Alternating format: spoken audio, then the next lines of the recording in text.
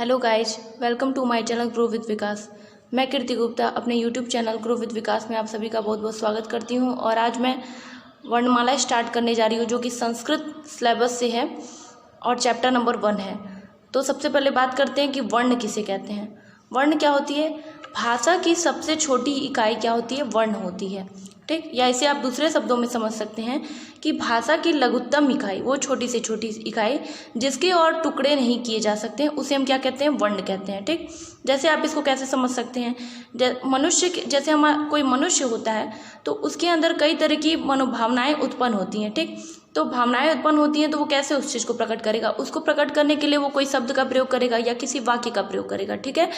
तो शब्दों या वाक्यों द्वारा को प्रयोग करने के लिए जो मनुष्य अपने कंठ से विभिन्न प्रकार की ध्वनियों का जो उच्चारण करता है और उन्हीं ध्वनियों को लिखने के लिए जो पृथक पृथक चिन्ह निर्धारित किए जाते हैं, उसे ही हम क्या कहते हैं? वर्ण या अक्षर कहते हैं। जैसे आप एग्जाम्पल से समझ सकते हैं, मैंने लिखा कि गाय घास चर रही है। तो यहाँ पे आप देख सकते हैं कि ये एक पूरा सेंटेंस है और ये सेंटेंस कैसे बना है? एक एक शब्दों से मिला है। गाय एक अलग शब्द है, घास एक अलग शब्द है। और देखिए, अगर हम एक शब्द पे गौर करें तो हमें क्या दिखाई दे रहा है कि गाय जो एक शब्द है वो ग और य दो अक्षरों से मिलकर के बना हुआ है। तो यही मैं यहाँ पे समझाना चाहती हूँ कि जो हमारा वर्ण होता है वो इतनी छोटी इकाई होती है कि आप इसके और टुकड़े नहीं कर सकते हैं, ठीक है। अब बात करते हैं वर्णमाला की। तो वर्णमाला क्या होता है? वर्णों का जो व्यवस्थित रूप होता है। जैसे कि ग और य को एक साथ मैंने व्यवस्थित कर दिया, एक शब्द बना दिया गाय। फिर घ और स को एक साथ मैंने व्यवस्थित बना कर दिया, बोला घास। तो वर्णों का जो एक व्यवस्थित रूप है, इसे ही हम क्या कहेंगे? वर्णमाला कहेंगे। लेकिन हम यहाँ पे बात करेंगे संस्कृत भाषा की वर्णमाला की, कि क्या होती है संस्कृत भाषा की वर्णमाला। आइए बात करते हैं। हमारा जो संस्कृत भाषा का वर्णमाला है वो है क्या है? माहेश्वर सूत्र है। अब बात करते हैं कि माहेश्वर सूत्र आया कैसे। तो एक बहुत ही प्रसिद्ध नाम आप लोगों ने सुना होगा, महर्षि पाणिनि जी का। तो ऐसी मान्यता रही है कि महर्षि पाणिनि ने क्या किया था कि एक बार भगवान शंकर की घोर तपस्या की थी, ठीक है। तो उनकी तपस्या से भगवान शंकर इतने प्रसन्न हुए कि उन्होंने अपने डमरू को 14 बार बजाया था, ठीक। तो जब जब उन्होंने बजाया अपने डमरू को, तो उस समय उस डमरू से एक एक सूत्र निःसृत हुआ।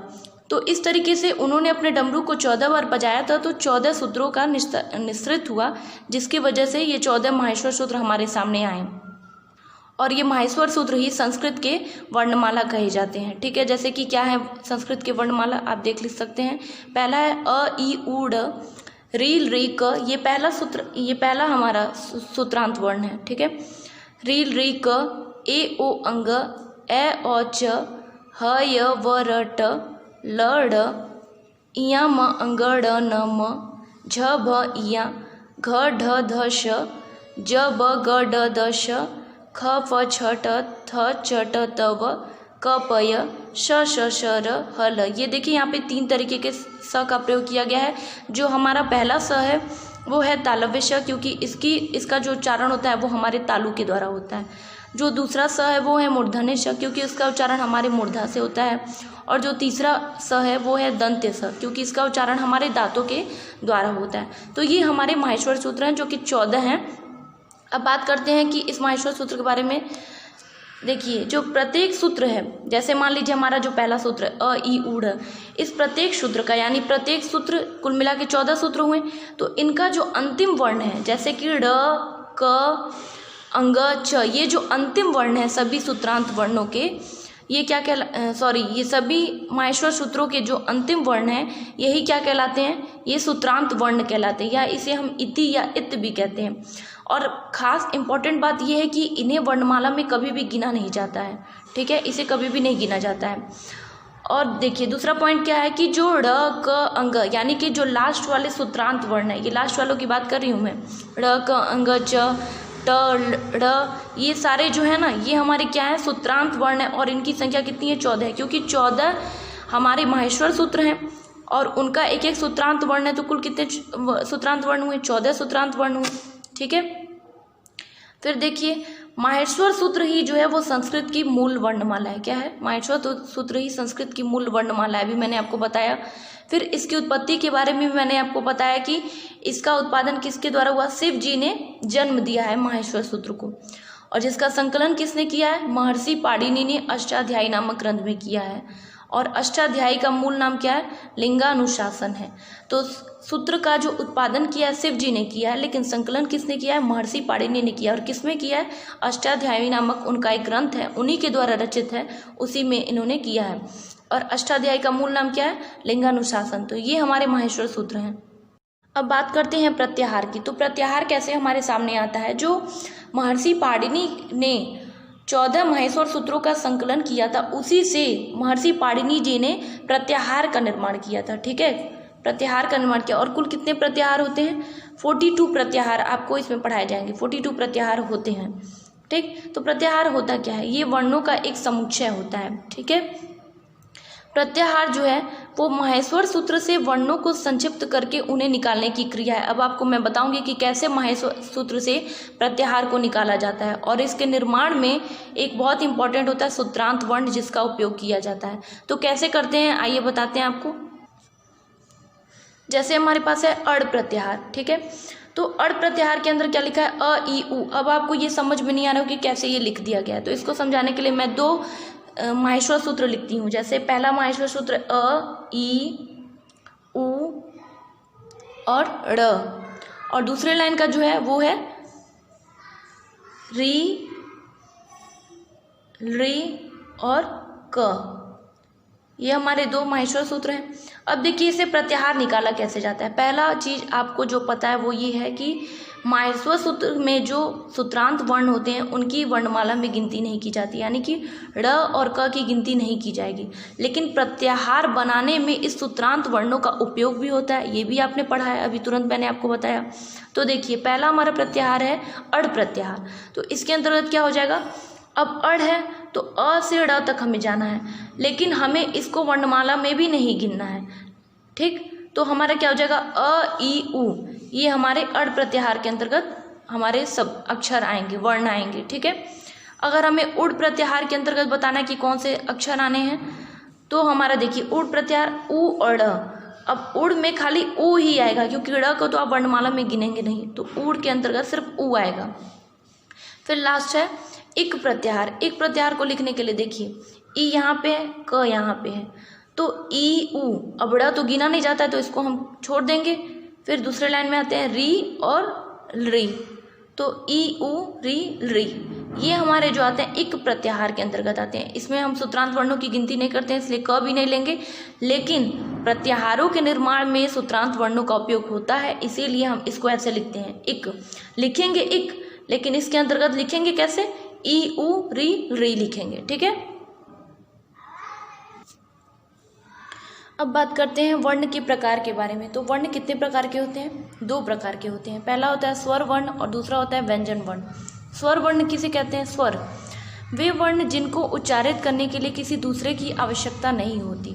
ठीक है, या जिसे हम कह सकते हैं कि जिन्हें हम स्वतंत्र रूप से उच्चारित कर सकते हैं। जैसे मान लीजिए कि हमारा अ है, ई है, उ है, तो ये स्वतंत्र ही तो हैं, इनको उच्चारण के लिए क्या किसी चीज़ की आवश्यकता पड़ी, तो नहीं, ये इनको उच्चारण करने के लिए किसी चीज़ की आवश्यकता हमें नहीं है, तो ये स्वर्ण वर्ण कहलाते हैं। ठीक है, अगर हम बात करें कि माहेश्वर सूत्र में स्वर्ण वर्ण कहाँ से कहाँ तक हैं, तो माहेश्वर सूत्र में हमारा जो स्वर्ण वर्ण होता है वो होता है प्रथम सूत्र से लेकर के चौथे सूत्र तक जो होता है वहाँ तक होता है, और इसकी संख्या कितनी होती है, 9 होती है। देखिए आप देख सकते हैं चारों सूत्र, जैसे अ ई उ ड़ री री क ए ओ अंग ए औ च, ये जो हमारे होते हैं 4 सूत्र। ठीक है, ये जो होते हैं ये स्वर कहलाते हैं। ठीक है, ये क्या कहलाते हैं, स्वर कहलाते हैं। और इनकी संख्या कितनी है, 9 है। क्यों, क्योंकि लास्ट वाले को आपको नहीं गिनना है, आप काउंट करिए 1 2 3 4 5 6 7 8 9। ठीक है, ये 9 होते हैं, क्योंकि जो हमने अभी पढ़ा है कि जो सूत्रांत वर्ण होते हैं उनकी गिनती वर्णमाला में नहीं की जाती है, इसलिए स्वरों की संख्या हमारी कितनी है, 9 है।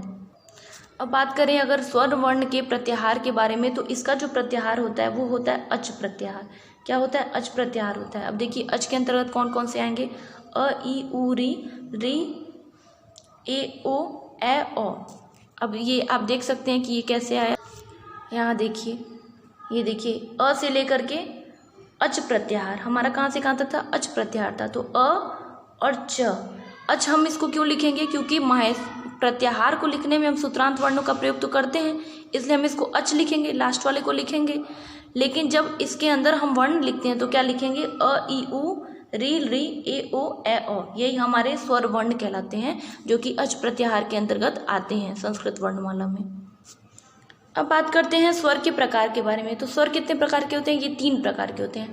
पहला होता है ह्रस्व स्वर, दूसरा होता है दीर्घ स्वर और तीसरा होता है प्लुत स्वर। आइए बात करते हैं ह्रस्व स्वर किसे कहते हैं। ह्रस्व स्वर क्या होता है, जिन स्वरों को उच्चारित करने में अल्पतम समय लगता है। अल्पतम मतलब कि होता है बहुत ही कम समय लगना, अर्थात एक मात्रा का समय लगता है, उसे हम क्या कहते हैं, ह्रस्व स्वर कहते हैं। ठीक है, जैसे कि मान लीजिए इसका एग्जाम्पल हो जाएगा आपका अ ई उ री। ठीक है, ये सब जो होते हैं ये ह्रस्व स्वर होते हैं। कैसे, जैसे आपने अ बोला तो आपने नॉर्मली अ बोल दिया, देखिए इसको बोलने में बहुत ज़्यादा टाइम नहीं लगा, अ फिर बोला ई तो छोटी ही है। ठीक है, तो ई इसको भी बोलने में बहुत ज़्यादा टाइम नहीं लगा। तो ये सब क्या होते हैं, ऐसे स्वर जिनको उच्चारित करने में बहुत ही कम समय लगे या फिर एक मात्रा का समय लगे, उसे हम क्या कहते हैं, ह्रस्व स्वर कहते हैं। ठीक है, अब बात करते हैं इसके प्रत्याहार की।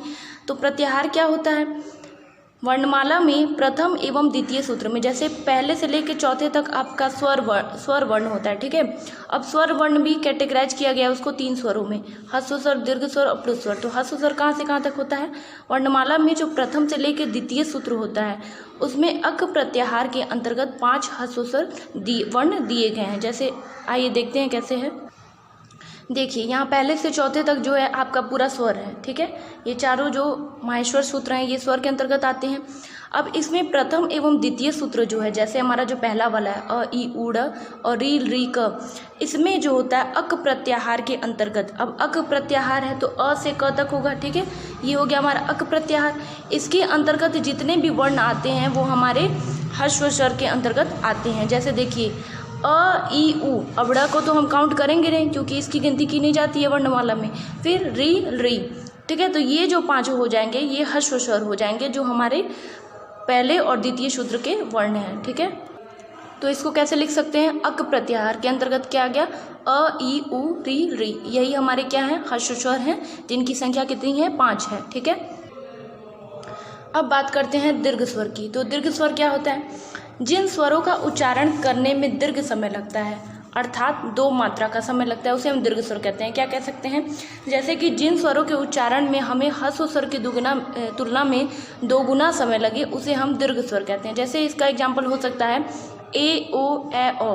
ठीक है, तो ए बोलने में ए आपने बोला तो थोड़ा सा कहीं ना कहीं अगर आप तुलना करेंगे तो ह्रस्व स्वर की तुलना में इसमें थोड़ा सा ज़्यादा समय लगा है। ठीक है, और कहीं ना कहीं एक मात्रा भी जुड़ी हुई है इसके साथ, तो 2 मात्रा का समय इसमें लग रहा है। फिर क्या है, फिर ए ओ, फिर आपने ओ बोला तो इसमें भी देखिए थोड़ा सा समय लग रहा है। तो इस तरीके से हम कह सकते हैं कि ये सारे हमारे क्या हैं, दीर्घ स्वर हैं। और प्रत्याहार की बात करें तो माहेश्वर सूत्र में जो पहला और दूसरा तो ह्रस्व स्वर के अंतर्गत आता है, बचा हमारा तीसरा और चौथा सूत्र, उसमें एच प्रत्याहार के अंतर्गत 4 दीर्घ स्वरों का वर्णन है। ठीक है, देखिए कैसे, यहाँ आप देख सकते हैं ये दोनों हमारा क्या हो गया था, ये दोनों तो हमारा ह्रस्व स्वर हो गया था। ठीक है, ह्रस्व स्वर हो गया था, इसकी संख्या 5 है। अब बचे ये दोनों, तो ये दोनों में हमारा देखिए कौन सा प्रत्याहार हो जाएगा, ए से स्टार्ट करेंगे च तक जाएंगे तो एच प्रत्याहार। एच प्रत्याहार के अंतर्गत ये हमारा जो हो जाएगा दीर्घ स्वर हो जाएगा। इसकी संख्या कितनी होगी, 4 होगी, क्योंकि इसको और इसको तो काउंट करेंगे नहीं। तो ए ओ ए ओ ये हमारे 4 दीर्घ स्वर हैं। ठीक है, अब एक इम्पॉर्टेंट नोट के बारे में बात कर लेते हैं, जैसे कि आ ई उ री री। अब देखिए ये भी क्या है, दीर्घ स्वर है, क्योंकि अगर आप इसको बोलेंगे तो जैसे कैसे बोलेंगे आ, तो देखिए ये कहीं ना कहीं ह्रस्व स्वर के 2 गुने हैं। ठीक है, इनको बोलने में 2 गुना समय लग रहा है। फिर बोला मैंने ई, तो कहीं ना कहीं थोड़ा सा समय इसमें ज़्यादा लग रहा है, तो ये भी दीर्घ स्वर है। लेकिन एक इम्पॉर्टेंट फैक्ट ये है कि इसकी वर्णमाला में कोई उल्लेख नहीं किया गया। ठीक है, इसकी कोई गिनती वर्णमाला में नहीं की गई है, क्योंकि हमारा वर्णमाला क्या है संस्कृत भाषा का, माहेश्वर सूत्र में, जिसमें कहीं भी इसका उल्लेख नहीं किया गया है। ठीक है, अब हम बात करते हैं तीसरे पॉइंट की, जो हमारा है प्लुत स्वर। ठीक है, इसमें क्या कहा गया है कि जब स्वरों को अतिरिक्त समय के साथ उच्चारित किया जाता है तो उन्हें प्लुत स्वर कहते हैं। आप इसको ऐसे भी समझ सकते हैं कि जिन स्वरों को बोलने में ह्रस्व स्वर की अपेक्षा 3 गुना समय लगता है। ठीक है, जैसे कि आप दीर्घ स्वर बोल रहे थे तो आपको ह्रस्व स्वर की अपेक्षा में 2 गुना समय लग रहा था, 2 मात्रा का समय लग रहा था, लेकिन प्लुत स्वर में क्या होता है कि 3 गुना समय लगता है ह्रस्व स्वर की तुलना में, या फिर जिसको थोड़ा सा अधिक टाइम दे के बोला जाता है उसे हम प्लुत स्वर कहते हैं। ठीक है, जैसे कि माहेश्वर सूत्र में अगर बात की जाए कि इनका वर्णन है कि नहीं, तो इनका कहीं भी कोई वर्णन नहीं किया गया है। और इन्हें कैसे हम प्रदर्शित करेंगे, तो दीर्घ स्वर जो हमारे होते हैं उन्हीं के आगे अगर ऊ लिख दें तो हम इन्हें प्रदर्शित कर सकते हैं। तो देखिए इसको कैसे प्रदर्शित करते हैं कि दीर्घ स्वर के आगे ऊ नहीं, ये 3 का चिन्ह है, क्योंकि 3 गुना समय लग रहा है इसलिए 3 लिख करके इसे प्रदर्शित किया जाता है।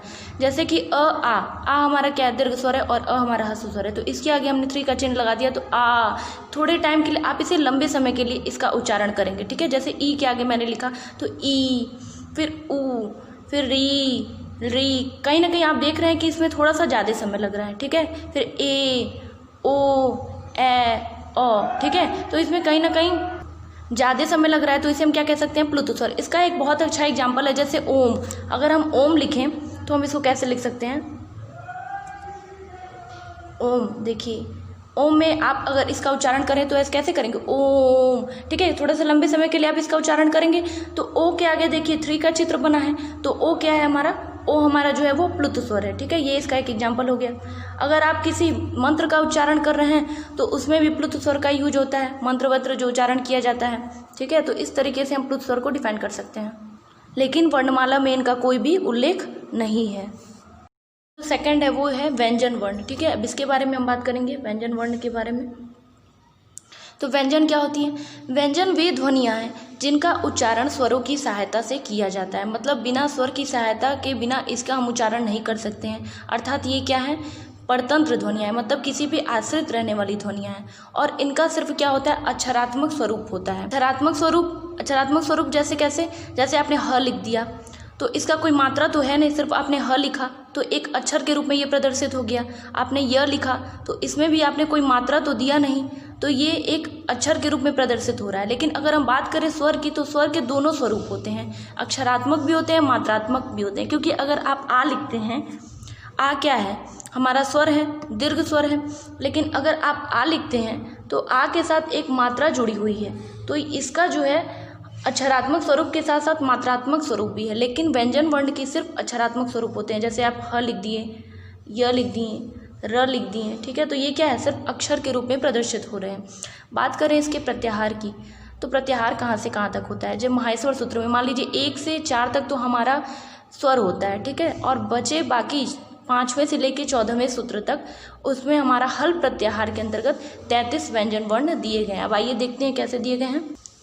ये देखिए हमारा ह से लेकर के 5वें सूत्र से लेकर के 14वें सूत्र तक, तो इसका प्रत्याहार क्या हो जाएगा, पहला अक्षर 5वें सूत्र का लेंगे और 14वें सूत्र का लास्ट वाला अक्षर लेंगे, तो हो जाएगा हल प्रत्याहार।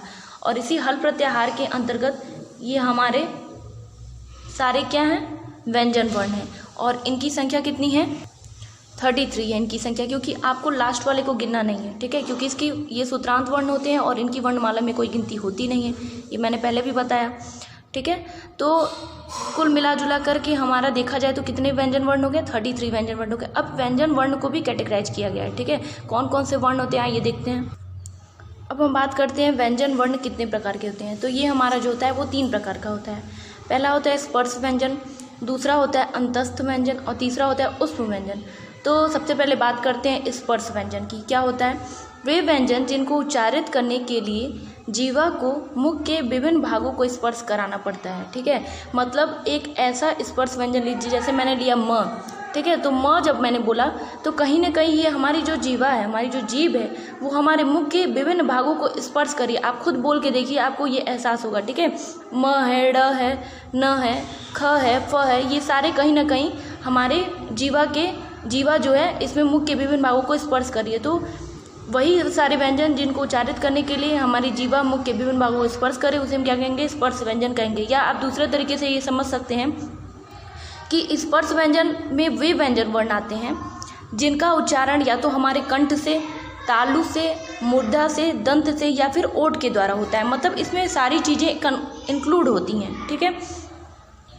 या फिर इसको आप ऐसे भी समझ सकते हैं कि जिन वर्णों के उच्चारण में, जैसे हम कोई वर्ण उच्चारित कर रहे हैं, जैसे कि हमने बोला म, तो हमारी जो श्वास वायु होती है वो हमारे कंठ से ओठ तक, कंठ से निकलती है। कोई भी स्वर हम बोलते हैं तो कंठ से ही तो निकलती है और हमारे ओठ तक आती है। तो कंठ से स्वर तक किसी न किसी अवयव को स्पर्श करता है। अवयव मतलब या तो हमारे कंठ को स्पर्श करे, या हमारे तालु को करे, या हमारे मूर्धा को करे, या हमारे दंते को करे, ठीक है। किसी न किसी अवयव को स्पर्श करते हुए जब बाहर निकलता है तो उसे हम क्या कहते हैं? स्पर्श व्यंजन कहते हैं, ठीक। आई होप कि आपको समझ में आ गया होगा। अगर आपको समझ में आ रहा है तो बहुत अच्छी बात है, आप समझते जाइए और इसका नोट्स भी बनाते जाइए, ठीक है। तो बात करते हैं इसके प्रत्याहार की। तो प्रत्याहार क्या होता है? जो हमारा माहेश्वर सूत्र होता है उसमें देखिए 5वें से लेकर के 14वें सूत्र तक हमारा पूरा व्यंजन होता है। अब उसमें कैटेगराइज किया गया है पहला स्पर्श व्यंजन को। तो हमारा स्पर्श व्यंजन कहाँ से कहाँ तक होता है? 7वें सूत्र से लेकर के 12वें सूत्र तक ईय प्रत्याहार के अंतर्गत 25 स्पर्श व्यंजनों का वर्णन है। अब आइए देखिए, इसको समझते हैं। ये देखिए 7वां सूत्र ये रहा और ये 12, तो लेकर 7वें से लेकर के 12 तक, ठीक है, ये 12 तक हमारा जो है ये स्पर्श व्यंजन है। क्या है? ये स्पर्श व्यंजन है और इसकी संख्या कितनी है? 25 है। प्रत्याहार कैसे हम निकालते हैं? प्रत्याहार जो होता है उसमें सूत्रांत वर्णों का यूज होता है। तो हमारा सूत्रांत वर्ण में उसमें लिया जाएगा तो ई, पहला 7वें सूत्र का पहला अक्षर लेंगे ई, और इया और फिर य, इसको लेंगे तो इया प्रत्याहार हो जाएगा, ठीक है। ये हमारा बनेगा यह प्रत्याहार। इसके अंतर्गत 25 स्पर्श व्यंजन होते हैं जो कहाँ से कहाँ तक है? 7वें से लेकर के 12वें सूत्र तक हमारा वर्णित किया गया है। अब हमारा नेक्स्ट टॉपिक है अंतस्थ व्यंजन। तो क्या होता है अंतस्थ व्यंजन? अंतस्थ यानी कि आंतरिक प्रेरणा का मिलना। अंतस्थ मतलब आंतरिक प्रेरणा का मिलना। कहाँ से मिलना? वक्ष स्थल से। तो ऐसे वर्ण जिनको उच्चारित करने के लिए हमें वक्ष स्थल से आंतरिक प्रेरणा प्राप्त होती है उन्हें ही हम अंतस्थ व्यंजन कहते हैं। या आप इसे दूसरे तरीके से समझ सकते हैं कि जिन व्यंजन वर्णों का उच्चारण हमारे जीभ, तालु, ओठ के परस्पर सटे रहने से होता है। लेकिन एक इम्पॉर्टेंट बात ये होती है कि इनके परस्पर सटे रहने से तो होता है लेकिन कभी भी ये एक दूसरे को पूर्ण रूप से स्पर्श नहीं करते हैं। जैसे आप य को बोल के देखिए, इसके अंतर्गत आपका एग्जाम्पल क्या है? य, व, र, ल, ठीक है। तो य को आप बोल के देखिए य, तो देखिए कहीं ना कहीं आपका जीभ, तालु, ओठ सारे इंक्लूड हो रहे हैं लेकिन ये कहीं एक दूसरे को पूरी तरीके से स्पर्श नहीं कर रहे हैं, ठीक। अगर बात करें इसके प्रत्याहार की तो प्रत्याहार क्या हो जाएगा कि माहेश्वर सूत्र में हमारा 5वें से लेकर के 14वें तक पूरा व्यंजन होता है और 7वें से 12वें तक अभी हमने क्या पढ़ा है कि हमारा स्पर्श व्यंजन होता है। तो हमारा जो 5वां और 6ठा सूत्र बच रहा है, ऊपर के जो सूत्र बच रहे हैं उसमें अंतस्थ व्यंजनों का उल्लेख किया गया और प्रत्याहार क्या है? यड़ प्रत्याहार। आइए समझते हैं। देखिए 5वां और 6ठा सूत्र, ये है 5वां 6ठा सूत्र। इसमें देखिए अंतस्थ व्यंजन में सिर्फ 4 आते हैं, य, व, र, ल, ठीक है। ह को कभी भी काउंट नहीं किया जाता है इसमें, ठीक। तो ये अंतस्थ व्यंजन होता नहीं, इसलिए इसका प्रत्याहार क्या हो जाएगा? य से स्टार्ट करेंगे और ड सूत्रांत वर्ण को भी लेंगे इसमें क्योंकि प्रत्याहार बना रहे हैं। तो यड़ प्रत्याहार के अंतर्गत हमारा क्या हो जाता है?